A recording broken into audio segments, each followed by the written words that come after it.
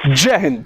एक IAS officer जिनका fit रहने का शौक था और वो अक्सर एक्सरसाइज और शारीरिक कसरत पर काफी ध्यान दिया करते। सुबह गोल्फ खेलने के लिए आमतौर पर आर्मी के अफसर और ब्यूरोक्रेट्स जाते हैं, तो उसी तरह से वो भी गोल्फ खेलने के लिए रोज जाते थे।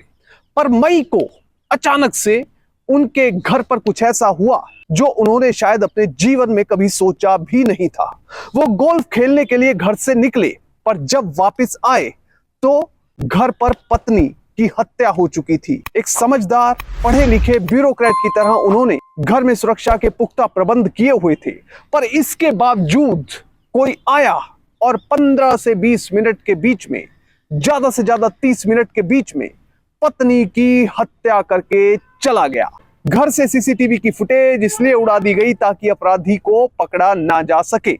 इस केस की बात करेंगे, पर सबसे पहले आपसे अपील कि आप लाखों की संख्या में हमारे वीडियोस को देख रहे हैं पर चैनल सब्सक्राइब नहीं कर रहे, इसलिए अगर इस वीडियो को देख रहे हैं तो फौरन चैनल को सब्सक्राइब कीजिए, बेल नोटिफिकेशन ऑन कीजिए, वीडियो को ज्यादा से ज्यादा शेयर कीजिए और इसके साथ ही अपना कमेंट देना ना भूलें। मैं जानता हूं ये वीडियो आप आखिर तक देखेंगे क्योंकि ये केस है ही इतना दिलचस्प। अब जगह है उत्तर प्रदेश का लखनऊ, और लखनऊ का पॉश इलाका माना जाता है गोमती नगर, जहां पर सभी बड़े अमीर समृद्ध परिवारों के लोग रहते हैं। और सुबह तकरीबन 7 बजे आईएएस देवेंद्र नाथ दुबे रोज गोल्फ खेलने जाते हैं। उसके बाद दूध वाला आता है और फिर नौकरानी आती है और घर की दिनचर्या रोज की तरह शुरू हो जाती है। अब अचानक से इस दिन भी ऐसा ही हुआ। सुबह दूध वाले ने आना था, पर दूध वाले के आने से पहले देवेंद्र नाथ दुबे घर से नहीं निकले। जब दूध वाला आया, दूध उन्होंने अंदर रखवाया और उसके बाद वो अपने घर से गोल्फ खेलने के लिए निकले। ड्राइवर अखिलेश उन्हें गाड़ी में बैठाकर गोल्फ क्लब की तरफ ले गया। वहां पर अपने दोस्तों मित्रों जिनके साथ रोज गोल्फ खेला करते थे उन्हीं के साथ गेम भी लगाई और गपशप भी की। अब 8 से 8:30 बजे के बीच में नौकरानी रोज घर पर आती थी, जो कि खाना बनाती थी और घर के काम देखती थी।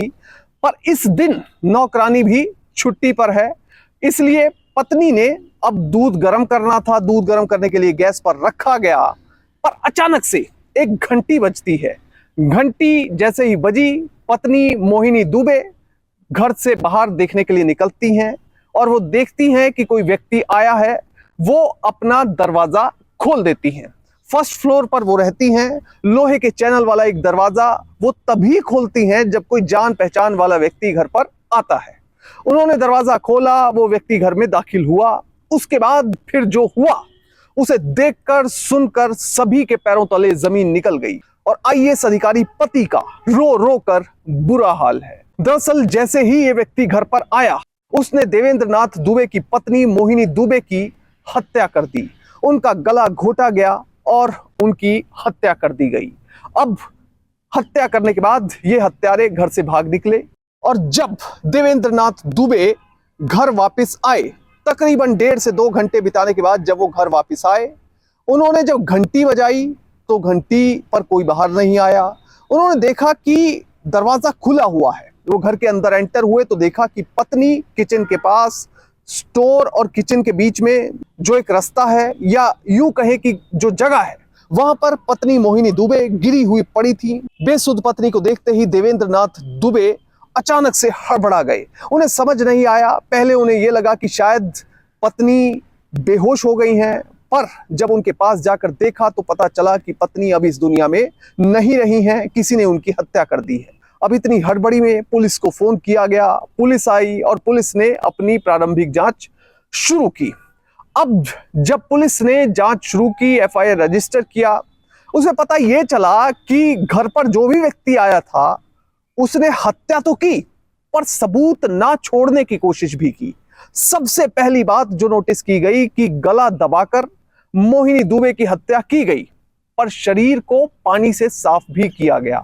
शरीर का एक एक वो हिस्सा जो किसी हत्यारे ने छुआ होगा, उस हिस्से को पानी से धोया गया। आमतौर पर कोई भी हत्यारा अगर किसी व्यक्ति की गला घोंटकर हत्या करता है तो पानी से शरीर को कम से कम कोई नहीं धोता, पर इस केस में यह देखा गया कि पानी से शरीर को धोया ताकि फिंगरप्रिंट का इतना सा भी निशान फोरेंसिक वालों को न मिल सके। दूसरी चीज जो देखी गई कि जो भी व्यक्ति घर पर आया था उसने ज्वेलरी को हाथ लगाया था, यानी कि जो गहने मोहिनी दुबे के थे उनको हाथ लगाया था। जो भी गहनों को उन हत्यारों ने हाथ लगाया उन्हें वो अपने साथ नहीं ले गए, बल्कि उन्हें पानी में डाल दिया गया ताकि उनके फिंगरप्रिंट पूरी तरह से मिट सके। तीसरी बड़ी अहम चीज जो उन्होंने की कि घर पर जो सीसीटीवी कैमरे लगे हुए थे, 2 सीसीटीवी खास तौर पर घर पर लगे हुए थे, उनकी डीवीआर जो है वो अपने साथ ले गई ताकि किसी को टेप की रिकॉर्डिंग मिल ही ना सके कि आखिर घर में हुआ क्या है। और चौथी अहम चीज, जो पत्नी है, जो मोहिनी दुबे हैं, वो अक्सर घर पर ताला लगाकर रखती थी। कोई आता था, उससे मिलती थी, बात करती थी, और जैसे ही वो व्यक्ति चला जाता था फौरन घर पर ताला लगा लेती थी। काफी जागरूक नागरिक, काफी जागरूक सीनियर सिटीजन थी वो। पर ऐसा क्या हुआ कि उस दिन वो व्यक्ति आया, हत्यारा आया, और उसे घर में एंट्री आसानी से मिल गई। पुलिस को शक ये है कि ये व्यक्ति कोई नजदीक का हो सकता है, तभी मोहिनी दुबे ने उस दरवाजे से इजीली उसे अंदर आने दिया। जो भी एस्पायरेंट्स पुलिस में भर्ती होना चाहते हैं या जो लोग पुलिस में काम ऑलरेडी कर रहे हैं, उनके लिए इस तरह के केस बहुत ही चैलेंज भरे, चुनौतियों भरे रहते हैं, क्योंकि यहां पर सारे सबूत एक हत्यारा मिटाकर गया है। अब जब सीसीटीवी की डीवीआर भी हत्यारे अपने साथ ले गए तो पुलिस ने आसपास के सीसीटीवी कैमरे खंगाले। अब पता चल गया कि बदमाश आखिर कहां से आए थे और कैसे आए थे। 2 बदमाश नीले कलर की स्कूटी पर घर में सुबह 7:15 बजे के बाद दाखिल होते हैं, यानी कि दूध देने वाला जब आया, उस दूध को जब अंदर रखा, दुबे साहब घर से जब बाहर निकल गए तो उसके बाद फौरन ये 2 लोग स्कूटी पर आते हैं, घर की घंटी बजाते हैं। इसके बाद मोहिनी दुबे घर से निकलती है, देखती है, और उसके बाद दरवाजा खोलती है और ये बदमाश अंदर दाखिल होते हैं। तकरीबन 25 मिनट ये घर में रहते हैं और 25 से 30 मिनट में ये अपना काम करके फरार हो जाते हैं।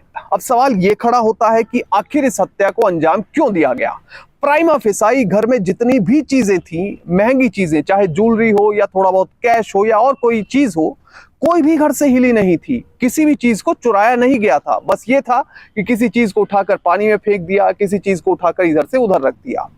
अब पहली चीज जो समझ आ रही थी वो ये थी कि शायद रॉबरी या डकैती या चोरी इन बदमाशों का मोटिव नहीं था। दूसरी तरफ जो देवेंद्र दुबे हैं, उन्होंने कुछ समय पहले लखनऊ के गोमती नगर के एलडीए की सोसाइटी में अपना 90 लाख रुपए का एक फ्लैट बेचा था।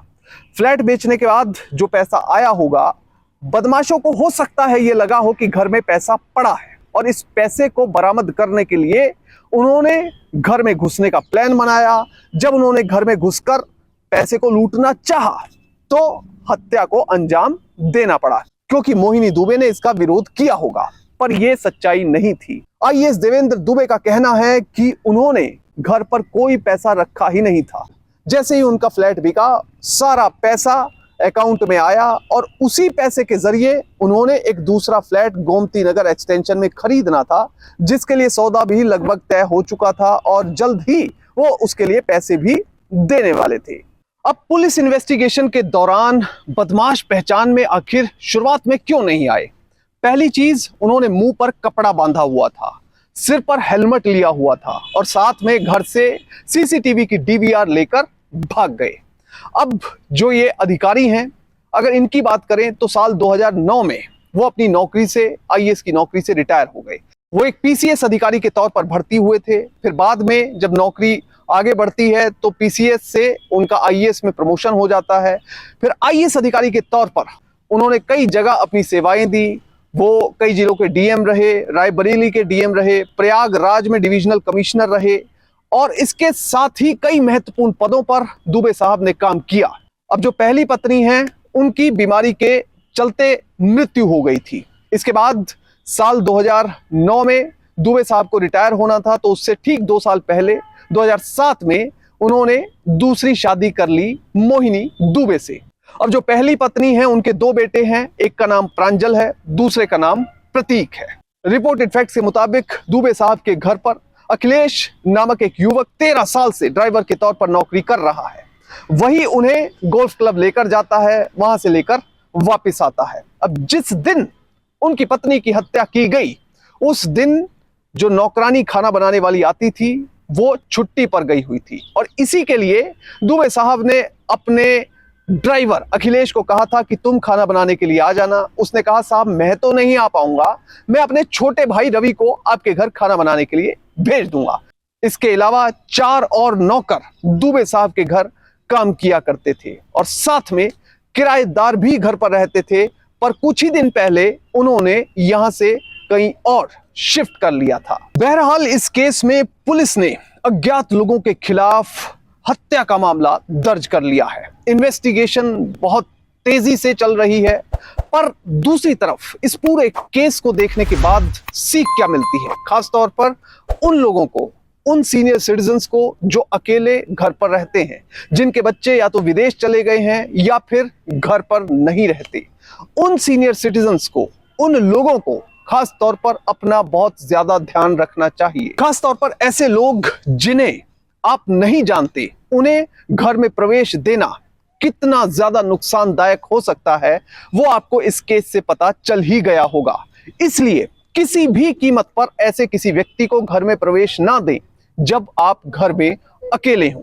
इसके साथ ही ऐसे लोग जो हत्या या लूटपाट करके सोचते हैं कि वो कानून के हाथों से बच जाएंगे, तो ये उनकी गलत फहमी है। हमारी फॉरेंसिक साइंस इतनी ज्यादा डेवलप हो चुकी है कि अगर कोई लुटेरा, हत्यारा, बदमाश, कातिल किसी भी सबूत को मिटाने की कोशिश करता है तो उसे दोबारा से हासिल किया जा सकता है। ये शायद अभी तक ऐसे शातिर लोगों को नहीं पता। जय हिंद।